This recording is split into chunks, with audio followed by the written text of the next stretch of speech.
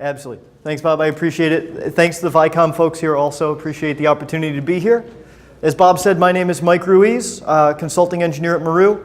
And we're going to talk today a little bit about two things I think that everybody's probably heard mentioned, but maybe doesn't necessarily get the mind around, right? So we're going to talk about 802.11ac, which is the new Wi-Fi standard. It's been out for a little bit over a year now, about a year and a half.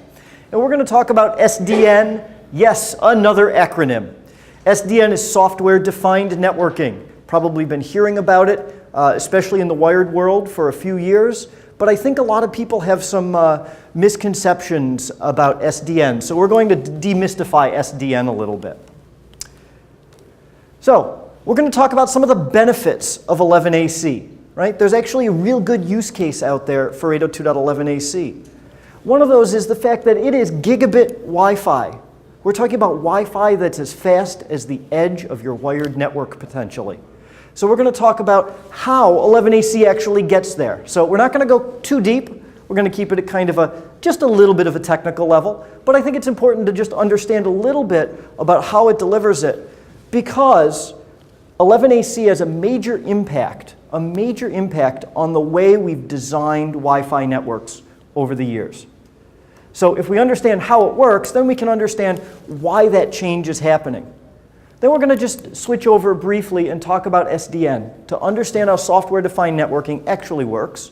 Again, not going to get too technical. We're going to talk about myths versus realities. So I think on both of these topics, I've heard a lot of stuff over the years, whether it's online in news groups, on LinkedIn, from people at conferences talking, where there's some misconceptions out there. We're going to try to decipher what's marketing versus what's reality, or what's just erroneous. And we're going to get right down to the crux of it at the end. When should you be going to 802.11ac Wi-Fi in your network? And when should you be thinking about designing and deploying SDN through your network? So if anybody has any questions, feel free to shout out, or if it's a lot of you, wave your hands in the air with the international symbol if I have a question. Yeah, exactly, that's it. So why 11ac? So I think one thing that no matter who you talk to in the other room or who you talk to at any partner, any manufacturer out there will agree, is that everybody wants to do more on their Wi-Fi network. There are more devices out there. There are more applications out there. But it's more than just the fact that I'm carrying 7 Wi-Fi devices with me in my backpack. It's about the fact that I want to do I don't have my phone in my pocket. It's about the fact that I want to do FaceTime or Skype on my phone. It's about the fact that I want to mix work and personal life on my device wherever I am. So we're packing more and more into our Wi-Fi network, and that means as network administrators, we have to potentially build a network with a lot more capacity. We have to build a network with a lot more reliability. We have to build a network with a lot more throughput. So if you've been in the exhibit room, you see the giant NEC tower LCD display in there. That's a 4K Ultra HD screen. You'll be able to buy more normal sized versions of that for home. 4K HD video. Netflix just announced their 4K HD streaming service is now available. 4K streaming video from Netflix is 25 megabits a second. It's 5 times more bandwidth than the average video stream. Can you imagine in your business, in your residence hall, in your hotel, everybody deciding they're going to want to do this? Because they're going to want to do this eventually. FaceTime, a 10 megabit stream. That is not a small video stream. Even things like screen sharing in K through 12, image sharing in hospitals. Video is finally here. Video is finally, well, it used to be the wave of the future. Back in the Jetsons, everybody had video phones. People are actually starting to use this stuff now. But this one's my favorite. Biggest problem with mobile devices out there, battery life.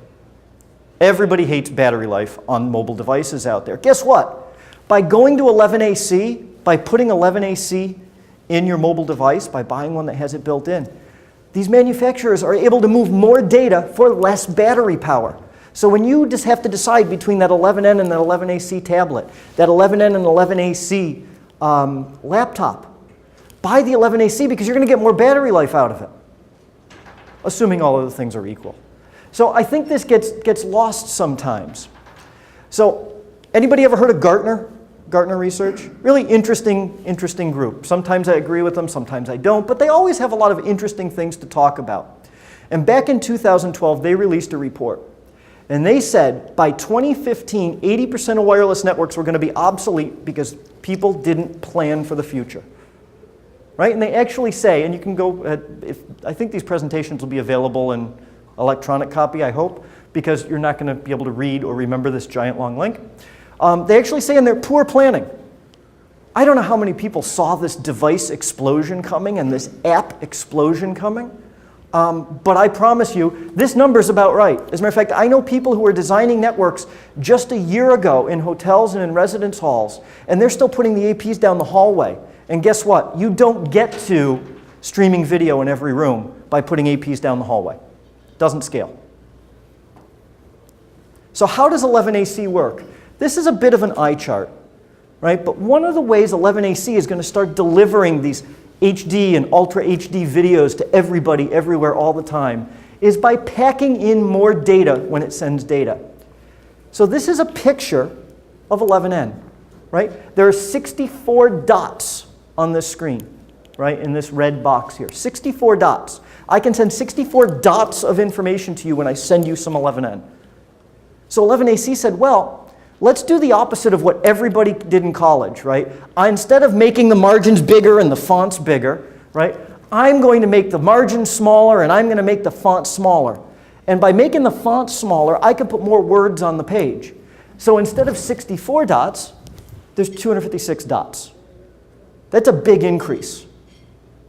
But if you think back to the page of paper, right, if I put that many more words on the page, if I make the font smaller, as I move away from it, it's a lot shorter of a distance where it's blurry and I can't read it anymore, especially without my glasses, but that's a different story, right?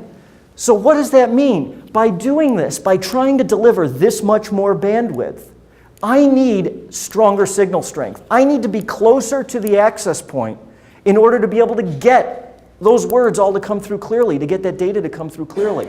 So when I talk about redesigning a Wi-Fi network, this idea of, oh, I can put an AP every 10 rooms, I can put an AP every, 150 feet, I've heard people say, every 10,000 square feet, whatever your metric was, it goes out the window if you want to be able to do these high bandwidth, high usage, high throughput, high density designs. Because I'm going to have to pack more APs in more closely together so that the data comes through at those really high data rates. That's one of the ways I'm going to get gigabit on my Wi-Fi. But there's more. There's always more. We're going to just touch on a few of the hot examples. So second thing 11AC does that you should be aware of, because 11AC is happening today. I am going to use wider channels. So you guys probably heard this concept of channels. We're going to talk a little bit more about it in a second because it's really important. But think of a channel as a highway, right? And by going to wider channels, I'm adding lanes to the highway. And when I add lanes to the highway, more cars can go down the highway. Makes sense, right? Well, if we go back to the early days of Wi-Fi, the 11ABG days, I had a 20 megahertz wide channel, which is like a 2-lane highway.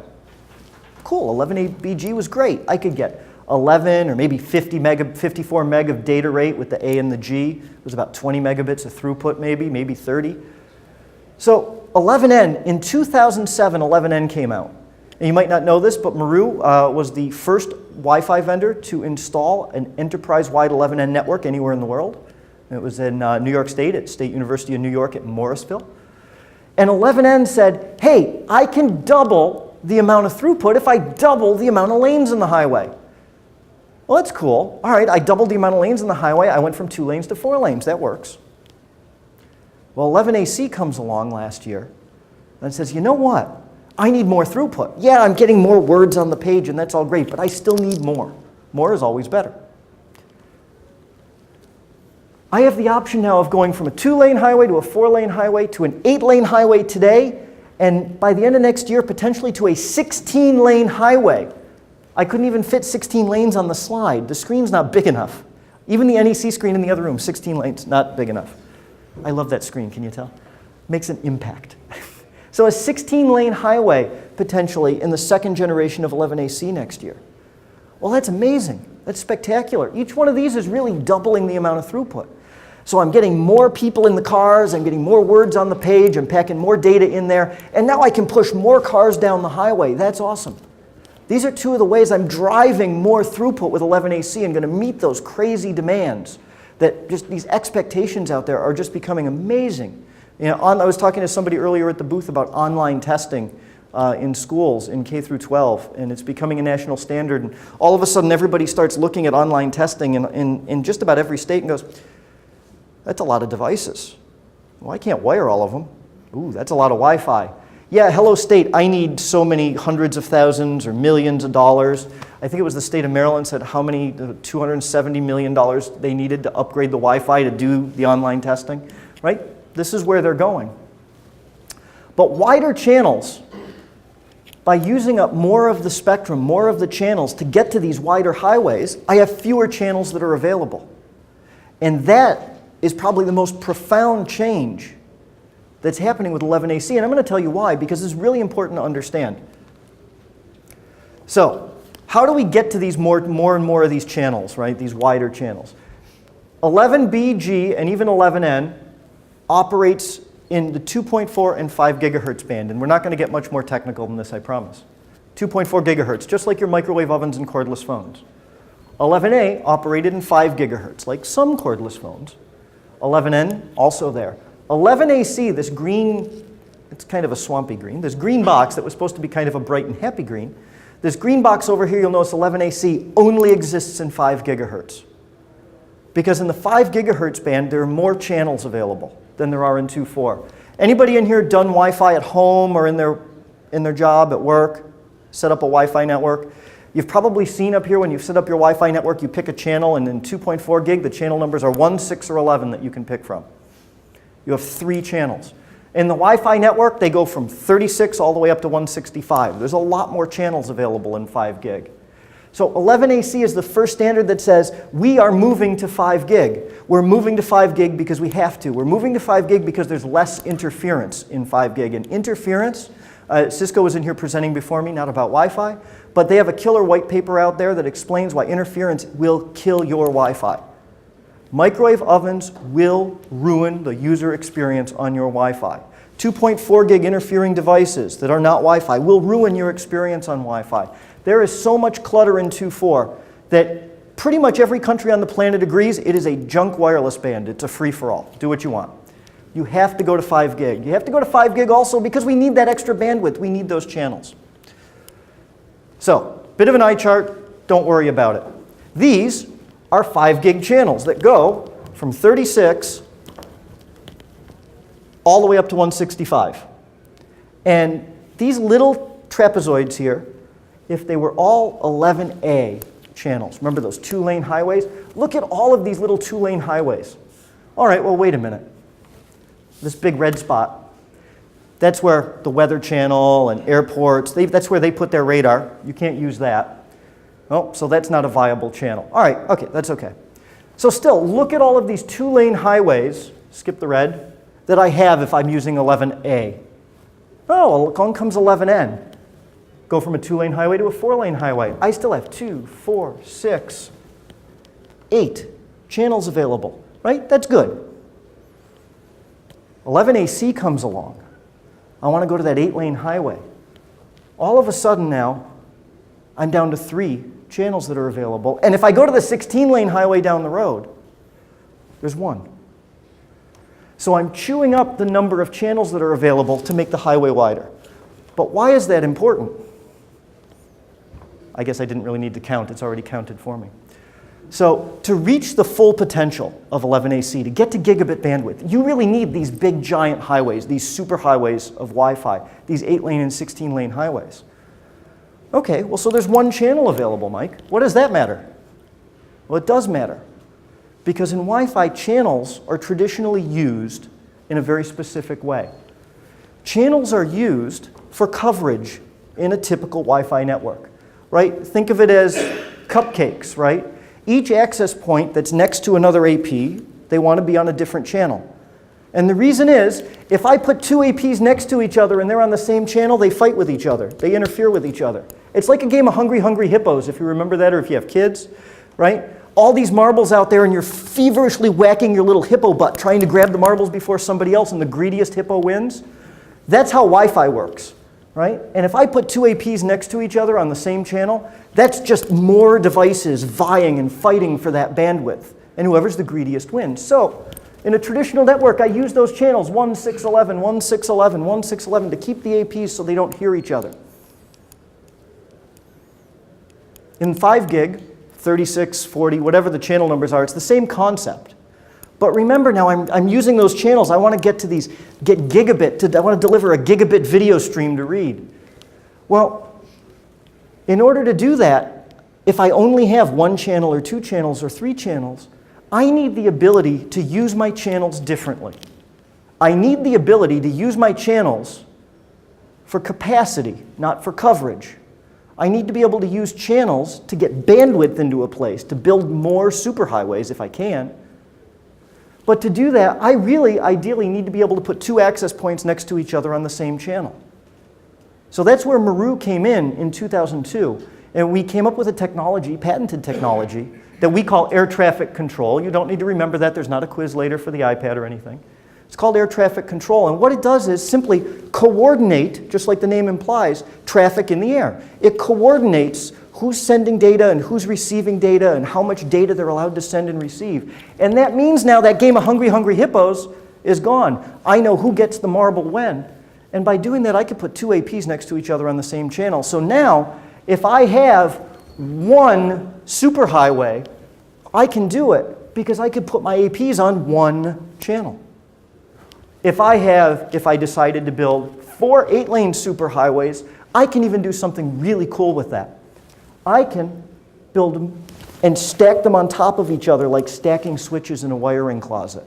And that means now I could deliver multiple 8-lane superhighways in 1 room or across a campus.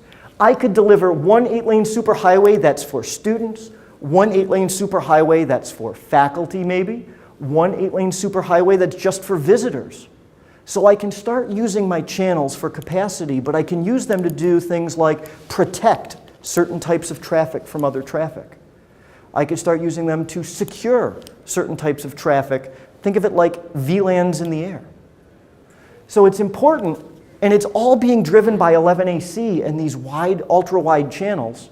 And that's really being driven by all of our users out there saying, hi, I need to use this. Hi, I'm bringing my iPhone and I'm doing FaceTime. I'm bringing 7 devices with me. So it all builds up from these user expectations. And reality is, when we start to get to here, there's no other way to do it. So does that make sense? I know it's a little bit of a dive. Good. So we'll be at the booth afterwards today and tomorrow also in case things start popping into your head. So as I need to pack in more access points to deliver 11AC so you're closer to the AP, I can do that because I can put 2 APs next to each other and they don't interfere with each other. So let's talk about some myths. I've heard some interesting myths over the years. I've heard people say to me, oh, if I buy an 11AC access point, I have to upgrade all my devices to 11AC. True or false? False. That is a myth. 11AC access points are absolutely backwards compatible with 11N and 11A and 11B and 11G and that's it. But pretty much everything that's out there today. Let's try another one. 11AC access points only show performance improvements if I have an 11AC device. Anybody have a guess? True or false? Somebody's got to shout. False. False. Yeah, that's a myth. Oh, now wait a minute. All of these 11AC things I'm talking about, more words and wider highways and all that good stuff, yeah, that's true. That's an 11AC thing. You have to have an 11AC device. But what's interesting is, pretty much every Wi-Fi manufacturer on the planet, not just Meru, has found that when you put older devices on an 11AC access point, they perform better. 10 to 40%. Now, of course, it depends on your devices, and it depends on your environment, it depends on your access point. I've actually seen this whole scale. I did a demo up in New York. We had 25 laptops set up, and we actually got about 35%. We could switch back and forth. So there is a real reason, even if you don't have any 11AC devices, to start buying 11AC. What about this? 11AC requires new wired Ethernet switches because I need this newfangled AT high power, really cool PoE. True or false? False. False. Most definitely false, with caveats. I can tell you for a fact, I can't speak for anybody else, every single Meru 11AC access point will absolutely run on standard PoE. Absolutely. There are only 2 times with Meru you ever need high power PoE. If you want to turn on multiple wired Ethernet ports on an access point, so you want to plug a security camera into it, you want it to use a downlink to plug like a IP desk phone on it, you want to have 2 links going into it so you can get 2 gigabits of bandwidth into the AP. 2 Ethernet ports requires high power. Or on my little wall plate, my little wall jack AP, if you want my access point to spit PoE out the other end to power a device, you got to put more than PoE in. You got to put in the high power PoE. You could replace every access point in your network today on your existing PoE infrastructure with a Meru 11AC access point. If you have 1 cable going to it, you can do it today on AF power. So you don't need to upgrade your wired switches. This is my favorite one. 11AC is just so doggone fast, it doesn't matter what brand I buy anymore. I could go and buy Netgear, I could go buy, you name it. I can go down to Staples or Best Buy, or what do you guys have? I don't know what store you guys have down here. We have both of those. Anybody, true or false? Oh, no one wants to. True. I think that one's false also. Why do I think that's false? Not because I work for a Wi-Fi manufacturer. I think that one's false, and it has to be because if I only have 1 channel, I have to buy a product that supports single channel operation. And there are only 2 products on the planet that support single channel operation, and only one is enterprise grade, and that's me. But there's more. Channel Ron Popeil. Right? But wait, there's more. Not only do I need that efficiency of being able to run on a single channel, but I really need end-to-end control. We're getting to the point now where just plugging a lot of different things into your network and thinking it's all going to work out because they all support the same standards, they're all interoperable. We're getting past that point now. We're becoming too reliant on IP, on TCP IP, on Wi-Fi, and on our wired infrastructure. So I need end-to-end control. And usually what happens is somebody says, well, wait a minute, I could just get all that from Cisco, or I could just get all that from one of the giant Wi-Fi wired wireless vendors out there. But I don't think you can. So this is where software-defined networking comes into the world. So SDN, this is probably the biggest sort of black hole in the networking world today. Because I think everybody hears it, everybody talks about it, and there's a lot of nodding. But I want to kind of take the cloak off of SDN a little bit for you. So up here, I've drawn a network. And there's some servers, and there's some internets, and some routers, and Wi-Fi, and switches, and devices like phones, and tablets, and printers, oh my, right? Pretty typical network. And if I'm running this network, then I probably have a server guy, or I'm the server guy, and I'm managing my servers, and maybe I have a network guy, and I have to touch my switches, and well, my routers are configured differently than my switches, and maybe I have a router guy, maybe I don't, and my Wi-Fi, well, that's different than everything else, and so I'm touching that, and well, then I have to worry about what software's on and getting people connected, because the experience when you plug in a cable is different than connecting on the Wi-Fi. My point, there's a lot of things to touch in a traditional network. From edge devices to servers to internet routers, switches, you name it. There's a lot of things to touch, and I all of a sudden become what I like to call human middleware. Right? I'm reading logs, I'm learning to configure things, I'm using GUIs, I'm using command lines. Right? That just does not work. It does not scale. So I stole a quote from a gentleman named Urs Hölzel. If you've heard of him, cool. You're a horrible nerd and you read and watch YouTube a lot and stuff. He works for Google. You've probably heard of them. And he says, you know what? You have all these devices on your network, but nobody cares about devices. I don't care about my switch or my access point or my router or my firewall. I really don't. What I care about is the functions they deliver. What I care about is the fabric. I care about how data gets from point A to point B and what data is allowed to get from point A to point B. So what if I could turn the world on its head, and instead of worrying about touching 75 different things and 4 different command lines and 3 different GUIs, what if I could just worry about applications and how data flows? And that's what SDN is all about. So I'm going to give you a quick example. a slightly more simple network, and I picked 2 purple switches because our purple friends are across the hall from me over there. And there's a Meru controller and a Meru AP out there. And obviously this is a small picture of a much larger network. And I have tablets and I have laptops. All I really care about is being able to share data between these 2. I don't care if the data is going over wireless and from a switch to a router between 2 switches. I don't care. So the way SDN looks to simplify this is to say, hey, if my access points and my switches, when my iPad wants to send data to my laptop or vice versa, if they would just check with a central brain and say, what's the best way to get this application to work? What ports do these applications need to flow over? What links? What routes? If there was a central brain and they could all check with that central brain and the central brain could tell Extreme and Meru and Cisco and whoever else is in the mix, here's your path, here's your quality of service, here's how much bandwidth you get, here's what you're not allowed to do, here are your control lists, from one central brain, then my network now is self-optimizing, it's self-healing. That standard is called OpenFlow. So Google, a lot of people didn't know this. I didn't know this before I started learning about SDN earlier this year. Google actually has 100% moved their entire operation to OpenFlow network. Now some of it they build and some of it is off the shelf and some of it is branded from different manufacturers. But 100% of Google runs on OpenFlow. Since 2012 actually. Why? Because it made network management easy. Now my network and your network probably isn't as big as Google's network. But what if now I have a central brain that can manage all of the traffic in my network, regardless of what brand of equipment it is? So OpenFlow, it is the standard in multi-vendor infrastructure management. It is, without a doubt, no question about it. We are the first Wi-Fi solution to be OpenFlow certified. Everybody else is going to come along. No question about it.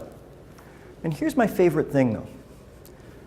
You don't need to replace all of your equipment to be OpenFlow enabled, to be SDN enabled, to actually have a reason to start using SDN.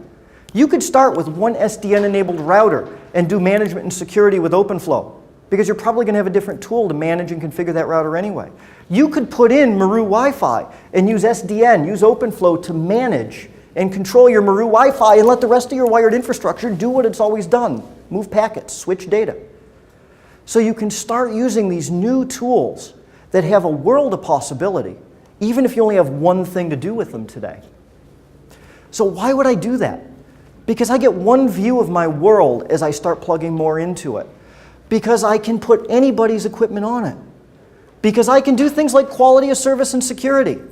This is the ultimate security solution. As soon as somebody plugs in or connects to an access point, that switch goes, before I send your packets, I have to check with a central brain to decide what to do with them. All of your security and integration concerns start to just go away because you have one spot, one gatekeeper that says, oh, you just plugged in, I don't know your MAC address, your packets go to packet fence, your packets go to an intrusion detection system, your packets go to the firewall, they go on this VLAN. I have one stop to shop now. But what about the cool stuff, the fun stuff, analytics and diagnostics, troubleshooting now? One place to look. Now you might end up going to look back to your switch eventually if you're doing some really deep diagnostics. Sure. This doesn't eliminate everything you're already familiar with. What this gives you is a new way to start looking at managing your network for the stuff you're interested in day to day. So some quick myths here. SDN is only for data centers and carriers. True or false? So yeah, it used to be true. SDN, that's where it was born, in these hyper data centers, right? These enormous, massive, super scale data centers and these super scale carriers. But guess what? That's where it got maturity. It's now at the edge. It's now at your core and at your edge. SDN only helps if my whole network is SDN enabled. I absolutely think that's a myth. I would absolutely happily manage one component in my network because the next one I'm going to buy, when I buy my new router next year or 2 years from now, it's going to be OpenFlow enabled. So, what should I do? Should I be buying 11AC or 11N today? 11AC is real, it's here, it's mature, it's ratified. Right? 11AC is capable of delivering extremely high throughput in extremely harsh environments. Washington National Stadium, first 11AC Major League Baseball stadium out there. Absolutely proved out. It can do amazing things. Amazing amount of density, amazing amount of applications running. Or things like Royal Caribbean Cruise Lines. I know we're a little further south, I should talk about warmer things. Royal Caribbean Cruise Lines. Giant skyscrapers made completely out of steel, turned on their side and floating in the middle of the ocean with 1,000 people on board. The worst possible thing I could possibly think of to try to do radio in. Going 11AC, in the process now with Meru. Everybody's going 11AC. Whether it's big names like Apple, Lenovo, Broadcom, Intel, anybody you can think of. Samsung actually had the first 11AC smartphone in the world with the Galaxy S4. Right? Everybody's going 11AC today. If you don't believe me, follow the money. If they're putting it in, there's a reason. SDN is ready and mature today. We're way past version 1.0 of the standard. And if you look at the list of people who are saying we're doing OpenFlow SDN today, HP, Cisco, Microsoft, Meru, Google, Extreme, NEC, these are all people, and the list is much larger, who are already OpenFlow certified or certifying. Did I say everybody was doing this? Because that's only a small subset, and that's kind of a big list, I think. Right? So 11AC is a very powerful tool. SDN is a new way to look at the world, and it's going to be the way to look at the world very, very shortly. But what that really means to you is I can start doing what my users want me to do, what regulations might be mandating that I do. I can save money while I'm doing it. My equipment's going to last longer if I'm buying current equipment, right? If I'm buying equipment that's AC ready or that's SDN ready. And I'm going to save money while doing it. I mean, come on. I'm going to say that over and over again. If I could do what I have to do, be ready for what's coming tomorrow if I design properly, and save money, that's pretty powerful. And with Meru, I believe you can do that. With VIcom helping to deal with that integration, helping to deal with that onboarding of new technology with you, they've got experience doing this already. Leverage that. So, I absolutely have time for questions. We have about 15 minutes set aside for questions. If you want to know more, you can go up to our website, either /11AC or /SDN. There's certainly a lot up there. There's a ton of stuff on YouTube as well, guys, but I am happy to answer any questions you might have right now before we give away the iPad.